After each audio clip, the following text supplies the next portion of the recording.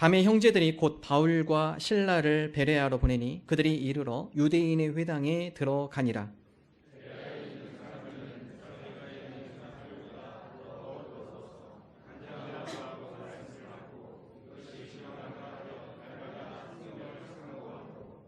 그 중에 믿는 사람이 많고 또 헬라의 귀부인과 남자가 적지 아니하나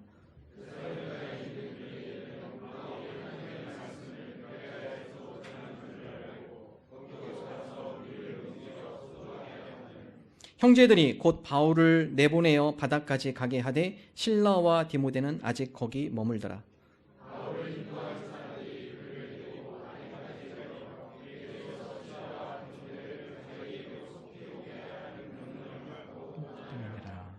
아멘.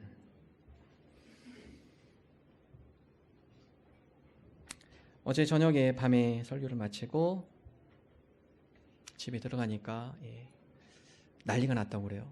아빠 난리 났어요. 이겼어요. 그래서 축구도 이기고 배구도 이기고 야구도 이기고 그래서 여러분 표정이 좋으신 것 같아요. 보약을 한 5접씩은 다 드시고 오신 것 같습니다. 오늘. 바울의 선교 전략. 바울은 회당에 들어가 말씀을 전하는 것이 그의 선교 전략이었습니다. 그렇기 때문에 그에게 가장 강력한 무기는 성경이었습니다. 가는 곳곳마다 성경 말씀을 설교하고 강론하고 풀어서 그 성경 말씀을 이해하고 많은 그리스도인들이 탄생하게 되었습니다. 사도행전 17장 3절에는 다음과 같이 기록을 하고 있습니다. 함께 한 목소리로 읽겠습니다. 뜻을 풀어 그리스도가 해를 받고 죽은 자 가운데서 다시 살아나야 할 것을 증언하고 이르되 내가 너희에게 전하는 이 예수가 곧 그리스도라 하니. 사도 바울이 가는 곳곳마다 가장 강력한 무기 성경을 가지고 왔습니다. 그리고 성경에서 말하는, 율법에서 말하는, 과거의 구약의 예언자 선지자가 말한 메시아, 그가 누구인가, 그것을 성경 말씀을 가지고 풀어주기 시작해요. 회당에 모이는 많은 유대인들이 그 뜻을 풀어주는 가운데 그의 말씀을 이해하게 되어지고 그 말씀이 믿어지기 시작하고 그 가운데 믿음의 뿌리가 자라며 그리스도인으로 개종하는 수많은 역사 사건들이 일어나게 되어집니다. 여러분, 그렇습니다. 하나님의 말씀을 듣고 그 뜻을 풀어 우리가 이해할 때 우리의 믿음이 자라게 되는 것입니다. 오늘 말씀에 보면 그 가운데 많은 사람들이 주님 앞에 나오더라. 많은 사람들이 바울과 실라를 따르더라. 그리스도인으로 개종을 하더라. 기록되어 있죠. 사도행전 17장 4절 다시 함께 한 목소리 읽어보겠습니다. 그 중에 어떤 사람 곧 경건한 헬라인의 큰 무리와 적지 않은 귀부인도 권함을 받고 바울과 실라를 따르나. 경건한 헬라인의 큰 무리, 그 당시에 상당히 지성인 사람이에요. 지적으로 충만한 사람, 많은 것을 알고 있는 사람. 저런 사람이 이 복음을 전해서 성경 말씀, 어떻게 보면 그 사람들 입장에서는 비과학적이고 비이성적이고 이것을 믿을까? 아니에요. 믿습니다. 그 뜻을 풀어 성경의 말씀을 강해하며 잘 설명을 해주니까 그 말씀을 그들이 받아들여요. 특별히 귀부인이라는 그 당시에 상당히 사회적 지위에 있는 사람들의 부인들입니다. 진주 먹고 이렇게 하고요. 물방울 다이아 반지 끼고요. 실크 코트를 입고 다니고요. 저런 사람들이 뭐가 부족해서 교회를 다닐까? 신앙을 가질까? 믿음을 가질까? 아니요. 그들도 하나님의 말씀이 들어가고 그 가운데 뜻을 풀어 해석해 줄 때 그 마음 가운데 뜨거움이 일어나는 거죠. 오히려 그런 분들이 더 공허합니다. 그런 거 가지면 기쁨이 있고 만족할 줄 알았어요. 진주 목걸이 큰 거 해도요, 커질수록 더 공허감은 커져요. 다이아 반지 껴도요, 그때만 반짝 기쁘지 지나고 나면은 또 마음에 공허함이 밀려와요. 사회적 지위가 높아도 많은 재물, 많은 물질을 갖고 있다 하더라도 그들을 심령 가운데 채울 수 없는 영적인 메마름, 갈급함, 하나님의 말씀이 그 영적인 갈급함을 채워주는 거죠. 그러다 보면 그들 마음 가운데 뜨거움이 일어나기 시작합니다.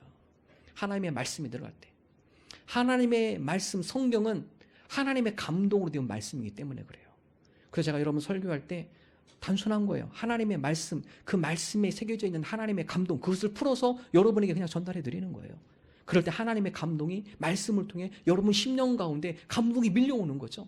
하나님의 감동이 밀려오고 그 말씀이 우리의 영혼에 만족을 주고 기쁨을 주고 진리 가운데 진리를 사모하는 뜨거운 마음을 주고 우리 가운데 뜨거운 믿음의 열정을 불러일으키게 된다는 것입니다. 사도행전 8장에 보면 빌립이 에티오피아 내시 재무를 담당하는 여왕 다음에 지위가 높은 내시, 그가 유대인이어서 유대인으로 개정해서 예루살렘에 와서 제사를 드리고 그의 나라로 가는 길에 성령님께서 빌립을 감동시켜요. 빌립아, 오늘 내가 너 한 사람을 만나게 할 텐데 그를 찾아가서 네가 하나님의 말씀, 성경을 좀 풀이해 줘야겠다.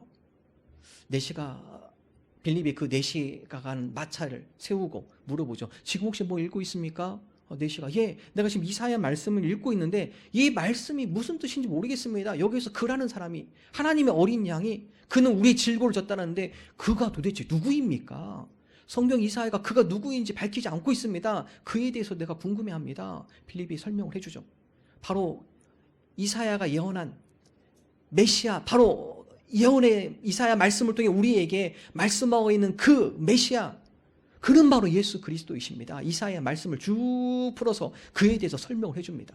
바로 그 메시아 예수 그리스도가 이미 이 땅에 오셨고 십자가에 달려 돌아가셨고 이제는 제제사장의 제사로 우리가 사함받는 것이 아니라 단번의 제사, 예수 그리스도의 단번의 제사로 말미암아 우리 모두가 하나님의 거룩한 자녀로 되어지는 은혜와 능력을 우리가 받았습니다.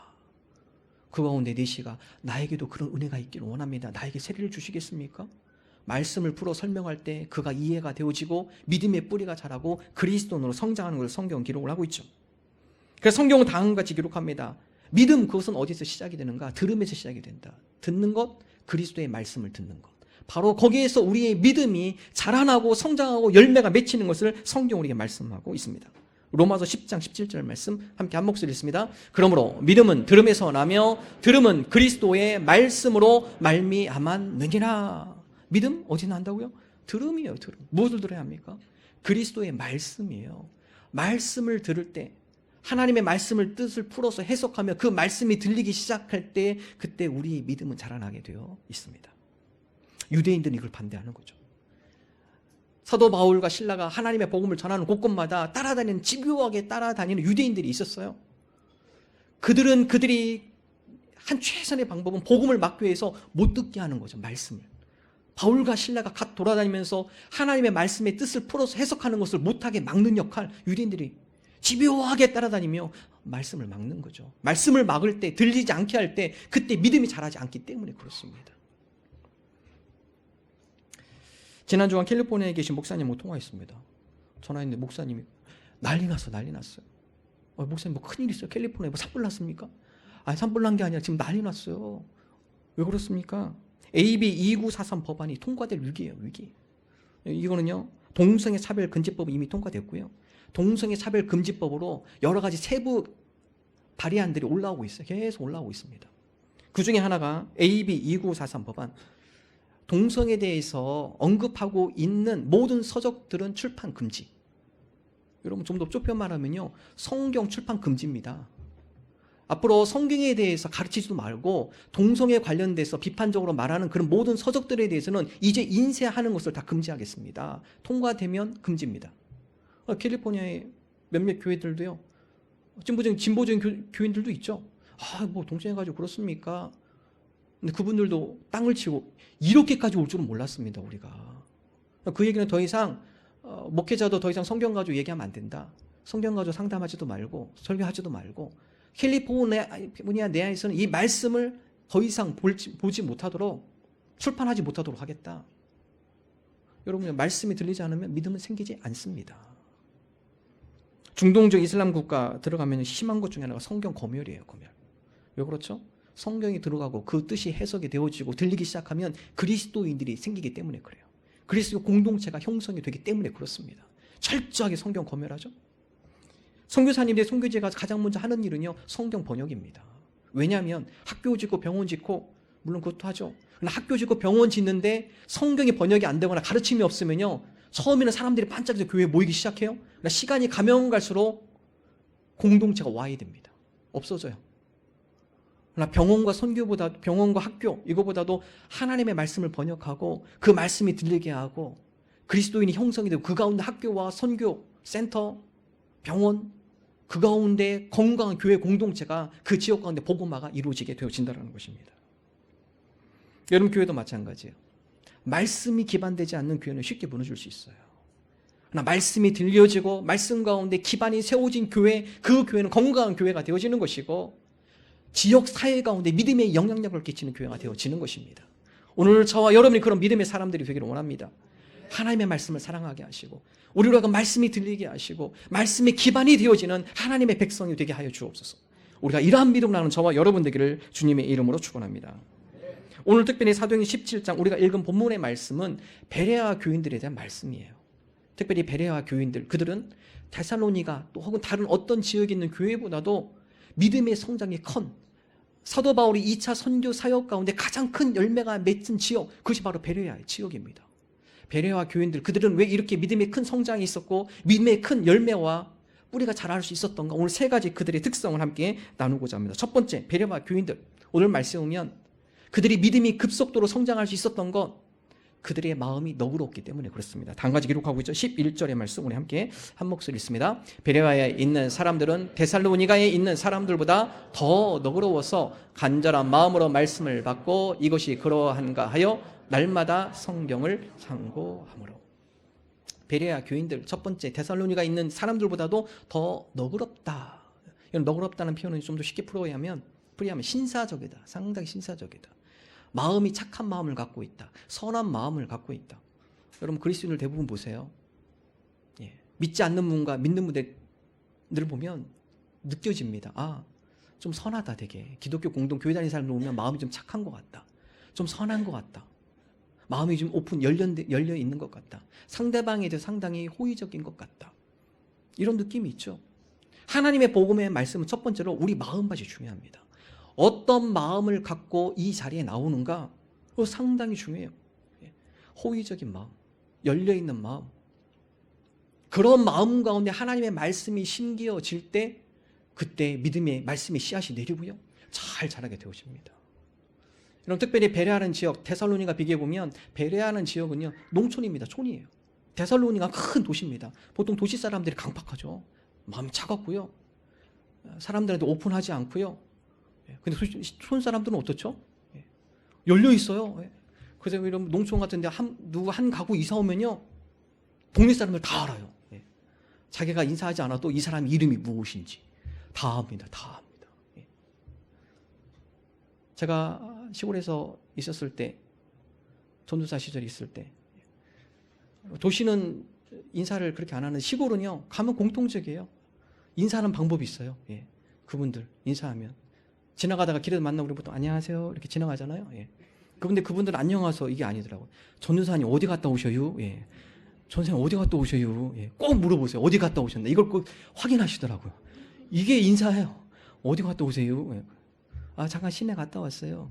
또 물어봐요. 거긴 왜 가시오? 왜 가시오 물어보더라고요. 아 그냥 밥 먹고 왔습니다. 밥 먹고 좀 일 좀 보고 왔습니다. 그럼 또 한 번 더 물어봐요. 뭐 먹으시오? 뭐 드시고 오셨슈? 가족 같은 분위기예요. 전부 다가. 길에서 만나면 그냥 인사하고 한 3, 4분 대화해야 돼요. 가서. 농촌의 인심이죠. 열려있는 마음, 좀 더 관심 갖고 있는 마음, 상대방에 대해서 호의적인 마음, 좀 열려있는 마음. 베레아 교인들이 그랬습니다. 열려있는 마음이요. 바울과 실라가 이곳에 와서 복음의 말씀을 전하는데 그들이 도대체 말하는 것이 무엇인가 마음을 열고 들어보는 거죠. 관심을 갖고 있는 거죠. 열려있는 마음으로. 그리고 그 말씀이 오늘날 우리 마음 가운데도 그 말씀이 뿌리내기를 원합니다. 그런 마음으로 갖고 하는 것이죠. 마가복음 4장에 예수님께서 씨 뿌리는 비유를 말씀하세요. 농부가 밭에 씨를 뿌립니다. 이 씨는 복음이죠. 밭은 우리의 마음의 상태를 설명해 주고 있어요. 농부가 씨를 뿌리는데 일부 씨앗은 길가에 떨어져요. 길가에. 누가 와서 먹죠? 새들이 와가지고 씨를 다 먹습니다. 씨앗이 뿌리를 내리지 못해요. 두 번째 밭, 돌짝밭. 씨를 뿌렸는데 돌짝밭에 떨어져요? 처음에는 뿌리를 좀 내리다가 돌에 부딪히니까 뿌리를 내리지 못해요. 그럼 말라 죽어요. 세 번째 밭, 가시덤불밭. 자라긴 자라지만 가시덤불 때문에 자라지 못해요. 예수님은 이 세 가지 밭을 무엇이라고 표현하냐? 강팍한 마음이에요. 복음의 씨앗이 심길 수 없는 마음. 그 마음을 갈아엎기 전에는 복음의 씨앗이 자라지 않는다. 강팍한 마음, 편견에 사로잡히고 마음이 닫혀있고 차갑고 화를 잘 내고 딱딱한 사람들, 그런 분들 있죠. 여러분 그런 분들 첫 번째 해야 할 것은요, 마음을 먼저 기경하셔야 돼요. 마음밭을 다 갈아엎으셔야 돼요. 예수님께서 비유로 좋은 밭, 씨앗을 뿌렸는데 좋은 땅, 좋은 밭에 떨어졌다. 그 씨앗이 어떻게 되죠? 뿌리를 내리고요, 줄기가 자라고요, 30배, 60배, 100배의 결실을 맺는다. 그래서 하나님의 복음 말씀을 받기 전에 우리 마음밭이 중요해요. 하나님 우리가 좋은 밭 되게 해주옵소서. 열린 마음으로 우리가 호의적인 마음으로 오늘 주님께서 주시는 말씀이 어떤 말씀인지 기대하는 마음으로 우리의 마음밭을 만들어 주옵소서. 하나님께서는 때로는 우리의 강팍한 이 마음밭을 하나님께서 뒤집어 엎기 위해서, 기경하기 위해서 우리에게 좋은 선물을 주세요. 고난입니다. 고난. 사람이 고난을 한번 나가면요, 교만이 꺾이고요, 겸손하게 돼요. 고난을 한번 겪고 나서 나의 차가웠던 마음이 다른 사람에 대해서 뜨거운 배려의 마음이 생기기 시작하고요, 나의 딱딱한 돌 같은 마음, 꽉 닫혀있는 마음, 차가운 마음, 그 마음 가운데 열정이 생기고요, 열려있는 마음이 생기고요. 고난을 통해 하나님께서 우리 마음밭을 기경하기를 원하세요. 우리가 좋은 밭이 되기를 원합니다. 그럴 때 말씀이 들리기 시작해요. 이 말씀이 그런 거구나. 그전에 잘 들리지 않았는데 그런 과정을 통해서 하나님의 말씀이 들어오기 시작해요. 그러면서 믿음이 자라기 시작합니다. 오늘 저와 여러분이 좋은 밭 되기를 원합니다. 하나님, 너그러운 마음 주시옵소서. 우리의 마음밭을 기경하여 주시어서 하나님의 말씀 씨앗이 우리 가운데 잘 뿌리 내리게 하시고 잘 자라게 하시고 30배, 60배, 100배의 결실을 맺는 그런 마음밭 허락하여 주옵소서. 우리가 이러한 믿음으로 나가는 저와 여러분 되기를 주님의 이름으로 축원합니다. 두 번째, 오늘 말씀에 보면 베레아 교인들, 그들에게 또한 또 다른 특성이 있었는데 너그러운 마음 플러스 간절한 마음입니다. 마음밭이 너그러워요. 그리고 그 안에는 깊이 사모하는 간절함이 있었어요. 우리 믿음이 언제 자라느냐? 간절한 사모함이 있을 때 자랍니다. 다시 한번 11절의 말씀을 함께 한 목소리로 읽어보겠습니다. 베레아에 있는 사람들은 데살로니가에 있는 사람들보다 더 너그러워서 간절한 마음으로 말씀을 받고 이것이 그러한가 하여 날마다 성경을 상고하므로. 두 번째, 그들에게는 간절한 마음이 있었습니다. 간절한 마음이라는 것은 진정으로 바라는 마음이에요.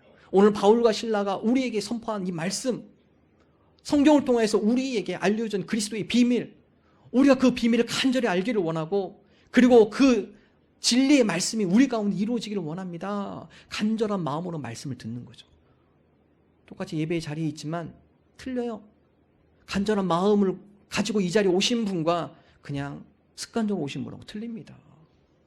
오늘 저와 여러분이 간절한 마음으로 주님 앞에 나가기를 원합니다. 주님, 이 한 주간도 주님께서 우리에게 말씀하여 주셔서 그 말씀 붙들고 이 한 주간도 세임 얻게 하시고 오늘도 그 말씀 가지고 이 한 주간 승리하는 신앙인이 되게 하여 주옵소서. 간절한 마음, 그 마음이 있을 때 하나님께서 그 마음밭에 말씀을 주는 거예요.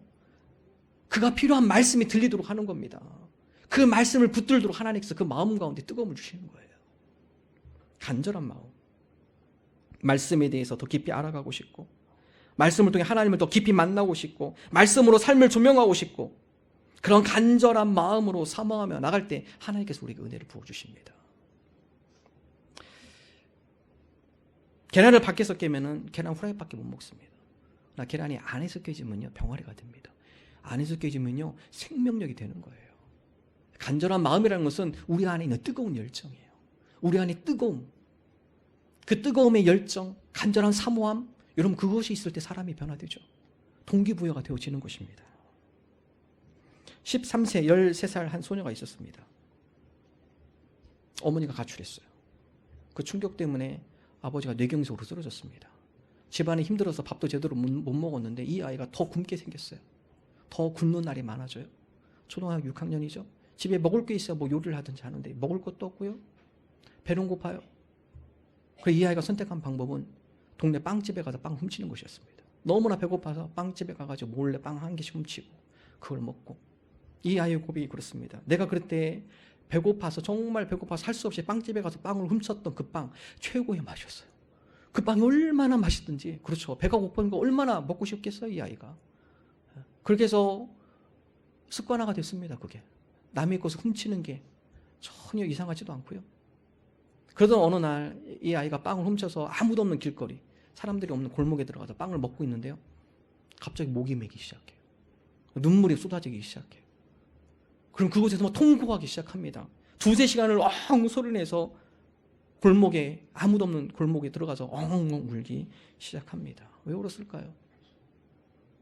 첫 번째는 비참함이죠. 나는 왜 이렇게 살아가야 하나. 다른 아이들은 부모님 잘 만나서 먹는 것, 입는 것, 부족함 없이 사는데 나는 왜 이렇게 살아가야 하나. 비참함. 두 번째, 내가 언제 이렇게 도둑 놈이 됐을까. 내가 왜 도둑하는 사람이 됐을까? 내가 왜 이 지경까지 왔는가? 훔치고도 전혀 양심의 가책이 없는 자기 모습에 대한 놀라움이에요. 그러면서 이 소녀가 결단하기 시작해요. 내가 절대 배가 고파도 이제는 내가 훔치지 않겠다. 내가 배를 움켜잡고 아니면 다른 사람의 구걸을 해서 내가 먹든지 하지 내가 절대 이제 도둑질 안 하겠다. 이 아이가 결단합니다. 그래서 결단.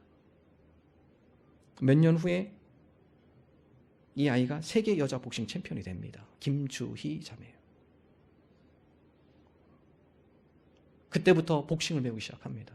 복싱을 배우고 그 가운데 이를 악물고 내가 절대 내가 이런 삶을 살지 않겠다. 내가 다른 사람 것을 훔치는 삶을 살지 않겠다. 어떻게 살아도 내가 자립하겠다. 이를 악물고 하는 거죠. 그 가운데 세계 챔피언이 되고 그 가운데 300만 원 상금을 받고 30만 원을 들고 자기가 그동안에 빵 훔쳤던 빵집에 가서 조용히 그걸 놓고 도망가 봅니다. 시간이 날 때는 노숙자를 위한 밥사 봉사를 하기 시작합니다. 무엇이 이 학생으로 변화시켜줬나요? 이 아이는 이미 알고 있어요. 도덕적으로 도덕 시간에 배우고 윤리적으로 도둑질하는 건 나빠. 주변에서의 가르침이 아니라 내적인 동기부여입니다. 내가 절대 내가 도둑질하지 않겠다. 결단이에요. 결단. 동기부여예요. 마음속에 뜨거운 간절함이에요. 내가 이렇게 살지는 않겠다. 뜨거운 간절함. 여러분 그것이 그 인생 가운데 결단케 하고 삶을 변화케 하고 목적을 갖게 했다는 사실이에요. 학원 원장님의 이야기입니다. 여러분 자녀교육도 마찬가지예요. 학원 원장님이 이 얘기 하시더라고요. 목사님 보통 아이들 쭉 가르쳐 보니까요. 중학교 2학년 3학년 그 아이의 성적이요. 고 3까지 그냥 갑니다. 보니까 대부분 그렇대요. 대부분 고2에서 고3 중2 중3 이때의 실력들이 고3까지 그냥 이렇게 이어서 간대요. 그런데요 목사님 그 전에 특별하게 고등학교 2학년이나 3학년 때 특출나게 변화되는 애들이 있어요. 갑자기 성적이 쭉 올라가는 거예요. 많이 되진 않지만 몇몇 그런 아이들이 있습니다. 그런 아이들을 내가 보니까 분석을 해보니까요. 그 아이들은 공통점이 있습니다. 공통점이 뭐예요? 가정이 갑자기 어려워지거나 부모님이 실직하거나 이 아이들이 자기가 공부할 수밖에 없는 환경에 몰려들어가요. 내가 공부 안 하면 안 되겠구나라는 강한 동기부여를 받은 아이들이에요.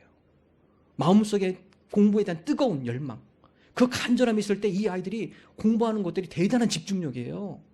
예전처럼 공부하지 않는다라는 거예요. 내가 이거 안 하면은 우리 가정이 힘들겠구나. 우리 부모님이 정말 힘들겠구나. 내가 어떻게 해서라도 내가 장학금 받아야겠구나. 내가 어떻게 해서라도 우리 부모님 도와드려야겠구나. 이런 간절한 마음이 불타오르고 공부에 몰입하며 집중한다라는 거죠. 그럴 때 성적이 쭉 올라간다는 거예요. 혹은 그 아이가 무언가 하고 싶은 간절한 꿈을 발견했을 때 내가 이거를 이루기 위해서는 내가 이 학교 이 과를 가야겠어. 그런 간절함에 불타오를 때 간절함이 있을 때 공부에 집중하며 미진하게 된다는 거예요. 때로는 자녀들한테 힘들다 가세요. 엄마 아빠 힘들다 지금. 큰일 났다. 동기부여. 그 안에 간절함을 심어주는 것. 열정을 불어 넣어주는 것. 교육의 대가인 스탠포드대 교육과 교수인 윌리엄 데이먼. 좋은 책을 쓰셨습니다. 이분이요. 무엇을 위해 살 것인가. 우리 청소년 두신 부모님들은 꼭 한번 읽어보세요. 무엇을 위해 살 것인가. 이분이요. 많은 교수들, 선생님들 세계의 3대 석학 중에 한 분이십니다. 교육학에 대해서는 대가입니다. 세계의 대가예요. 이분의 교육은 다음과 같이 정해요. 교육이 무엇인가. 학교 선생님들, 교육학자들 그분들이 해야 할 가장 중요한 것은 무엇인가. 학생들로 하여금 목표를 발견하는 것, 목적을 발견하게 해주는 것, 그것이 바로 교육의 가장 중요한 목표입니다. 요즘 청소년들 만나서 얘기해보면요. 잘하는 단어 2가지 있어요. 몰라, 싫어. 너 뭐 먹을래? 너 뭐 하고 싶어? 너가 이거 할래? 싫어. 그럼 너 뭐 하고 싶어? 몰라. 2가지입니다. 2가지. 싫어, 몰라. 그럼 어떻게 하라고? 청소년들이 무기력해요. 불안해요. 왜 그렇습니까? 목적이 없기 때문에 그렇습니다. 목적이 없으면 사람이 무기력해집니다. 미래에 대한 불안함이 늘 엄습해오고 있어요. 청소년들로 하여금 목적을 발견해 주는 거, 내가 무엇을 위해 살 것인가 그것을 발견해 주면 그 아이는 그 목적을 향해 열의를 갖게 돼요. 열정을 갖게 됩니다. 힘들어도 다시 일어나게 되는 거예요. 지쳐도 다시 출발하게 되는 겁니다. 목적이기 때문에 그렇죠. 그래서 교육의 가장 중요한 것은 목적을 발견하게 해주는 거예요. 그래서 그 교수님이 우리 선생님들 많이 계시죠? 선생님들한테 그 얘기예요. 선생님들 여러분들 자녀 학생들 그들에게 내가 왜 선생이 됐는지 여러분의 삶에 대한 스토리에 대해서 자녀 학생들에게 많이 이야기해 주십니까? 아이들은 그것도 영향을 받거든요. 우리 선생님이 왜 교사가 됐을까? 우리 선생님 어렸을 때 이런 꿈이 있었구나. 그래, 나도 이런 꿈을 가져야겠다. 가장 좋은 샘플이에요, 샘플. 그래서 많이 이야기하라는 거, 아이들한테. 내가 왜 교사를 하며, 내가 왜 이곳까지 왔으며, 내가 왜 교육의 목표를 가지고 공부했는가? 아이들한테 자기 인생에 대한 목적, 목표를 얘기해 주는 거죠. 아이들이 그것을 본받는 겁니다. 나도 선생님처럼 뭔가 목적 있는 삶을 살아야겠다. 목표를 가져야겠다. 요즘 학교 그렇지 않잖아요. 빨리 수학 풀어, 수학, 영어 단어 시험 볼게. 물론 다 그런 건 아니지만. 저희 큰아이 가르친 선생님 한 분 제 기억이 납니다. 정말 인상 깊었어요, 이 선생님이요. 이 선생님이 학교 초에요. 보물상자를 가져옵니다. 보물상자. 자기 보물상자를 박스 이만한 상자를 가져왔습니다. 그래서 그 보물상자를요, 한 병부터 일주일간 빌려줘요. 이거 내 보물상자다. 너한테 일주일간 빌려줄 테니까 일주일간 네가 이 보물상자 마음껏 누려. 일주일 지나면 또 다음 학생. 그래서 전체 학생들이 그 보물상자를 다 봐요. 선생님 보물상자. 그 보물상자 열어보니까 뭐가 있었을까요?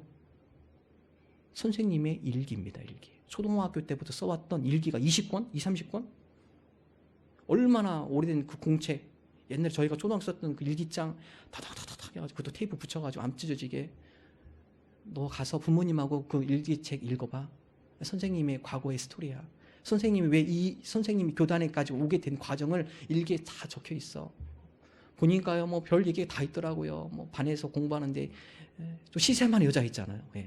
미모와 실력과 항상 경쟁 대상자가 있잖아요. 그 애들 얼마나 그 초등학교 5학년 때 얼마나 신경전이 있던지 보니까 너무 재밌더라고 읽어보면서. 읽어봐. 근데 거기에 그 일기에 늘 그 선생님의 목표가 있더라고요. 교사가 되겠다는, 학생들을 가르치는 꿈을 가겠다. 그러니까 그 일기장을 모아놨죠. 나중에 내가 선생이 되면 이 일기장 아이들한테 다 보여줘야지. 꾸준히 정리를 해놓으셨더라고요. 보니까 참 인상 깊었습니다. 아이들을 보면서 나도 이렇게 해야겠다. 뭔가 목표를 향해서 하나씩 기록해놓고 준비해 나아가야겠다.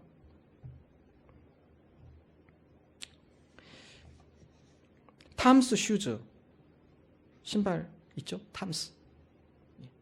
창업자 블레이크 마이코스키입니다. 이분은요, 사업을 하다가 5번을 실패했어요. 사업을 5번을 다 망했습니다. 너무나 실망스러워서 2006년 자포자기 상태로 남미를 여행하기 시작합니다. 남미를 여행하는 가운데 자원봉사팀을 만나는데요. 이 봉사팀이 어떤 일을 했느냐, 가난한 아이들에게 신발을 나눠주고 있는 모습을 보게 됩니다.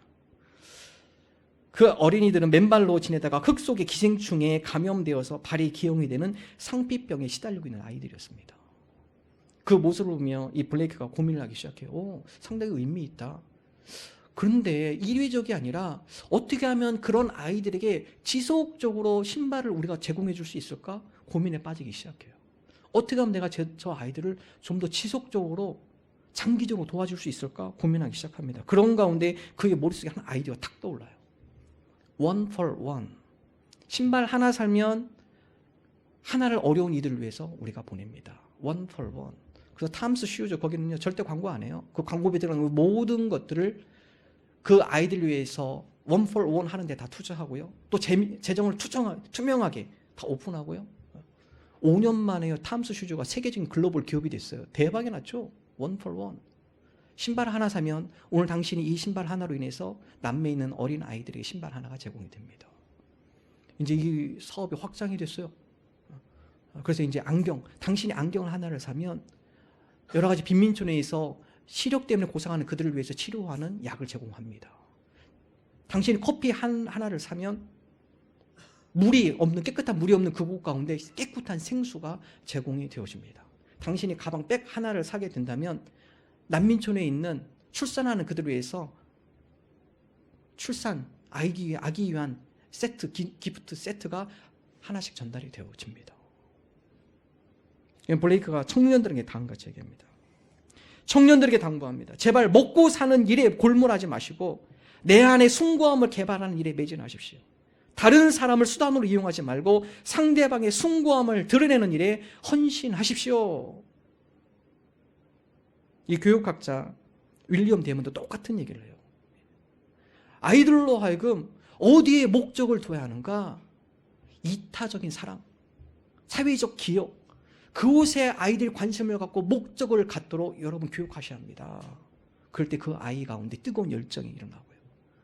그 열정이 그 아이를 이끌고 갈 것입니다. 목적 있는 삶이 그를 인도해 나갈 것입니다.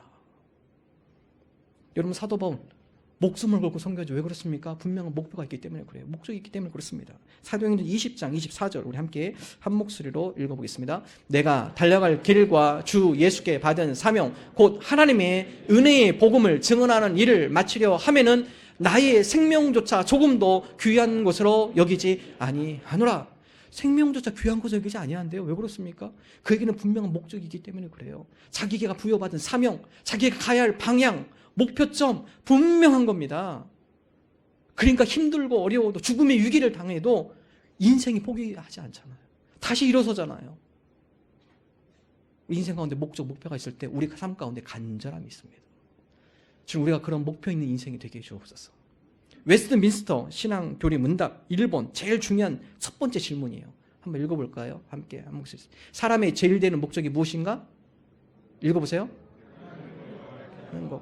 영원토록 그를 즐거워하는 것이다. 여러분, 신앙의 출발은 여기서 시작이 돼요. 1번입니다. 1번. 가장 중요한 질문이에요. 목적, 여러 목적이 있죠. 제일 되는 목적이 무엇인가? 여러분, 무엇입니까? 여러분, 인생에 여러 목적들이 있잖아요. 근데 그 가운데서 가장 중요한 목적 무엇으로 두고 있습니까? 1번 답. 하나님을 영원롭게 하는 것입니다. 영원토록 그를 즐거워하게 하는 것입니다. 이것이 우리 인생의 가장 중요한 목적이 될 때 그 인생은 가치 있는 인생, 후회하지 않는 인생, 보람된 인생을 살게 되어지는 것입니다. 하나님 앞에 영광스러운 인생을 살게 되어지는 것입니다. 오늘 저와 여러분이 이러한 목표를 두고 우리 삶 가운데 뜨거운 열정, 뜨거운 열심을 갖고 살아가는 저와 여러분 되시기를 주님의 이름으로 축원합니다. 마지막 세 번째, 베레아 교인들, 그들의 마지막 특성, 그들은 날마다 성경을 상고하는 사람이었어요. 다시 11절의 말씀을 함께 한 목소리 읽겠습니다. 베레아에 있는 사람들은 데살로니가에 있는 사람들보다 더 너그러워서 간절한 마음으로 말씀을 받고 이것이 그러한가 하여 날마다 성경을 상고함으로 너그러운 마음, 열린 마음, 간절한 마음, 뜨거운 열정, 그리고 마지막 세 번째로 날마다 성경을 상고하더라. 바울과 실라가 말씀을 전하는데 그 말씀을 되새겨보는 거예요. 아, 바울 실라가 이런 말을 했지. 그래, 그 말씀 성경 한번 다 찾아보자. 다시 한번 그 말씀을 되새겨보자.